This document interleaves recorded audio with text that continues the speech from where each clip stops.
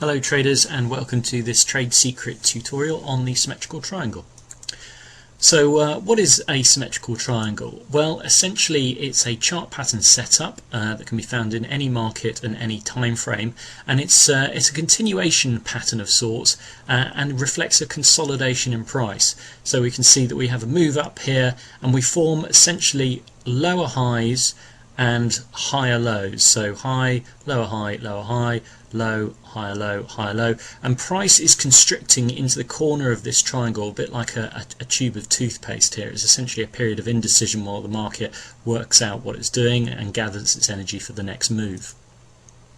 So having identified the triangle, how do we actually set our entry and stop loss for this pattern? Well, the entry is just above the triangle or one of the triangle sides, so this might be a swing high that we're looking to break if it's within reasonable distance, but essentially we want to be clear of the line that we can draw to make the triangle. The stop loss goes on the other side of the triangle, so that's our reason where we want to be out of the trade should it go against us, and we're looking to go long in this instance. Because it's a continuation pattern, we want to go with the trend. Trades are always stronger no matter what strategy or pattern you're taking if you trade with the trend.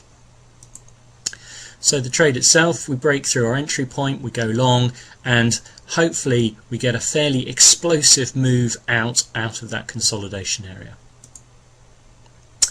Now, in terms of excellence, well, really try not to be overextended from your moving averages. There's a separate tutorial on this, but essentially if we've got price near our moving averages, now it depends on which ones you use, I tend to use the 20 and the 50, then we've got full extension to get that explosive move. If the triangle forms way away from moving averages, then obviously it's going to be fighting out that extension to make the move.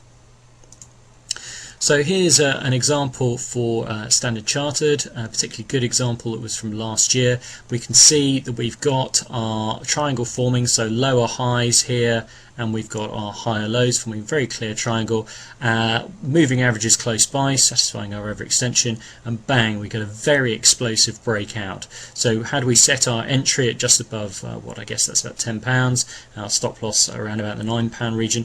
That's, you know, that's a good 3% run we could have had out of that particular trade.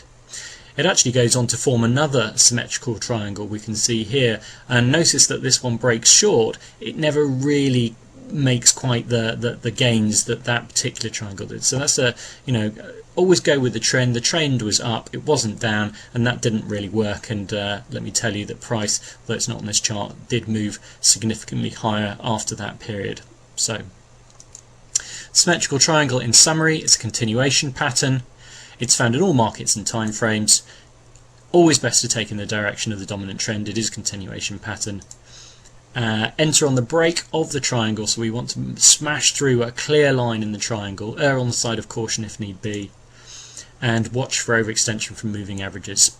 Okay, thanks very much.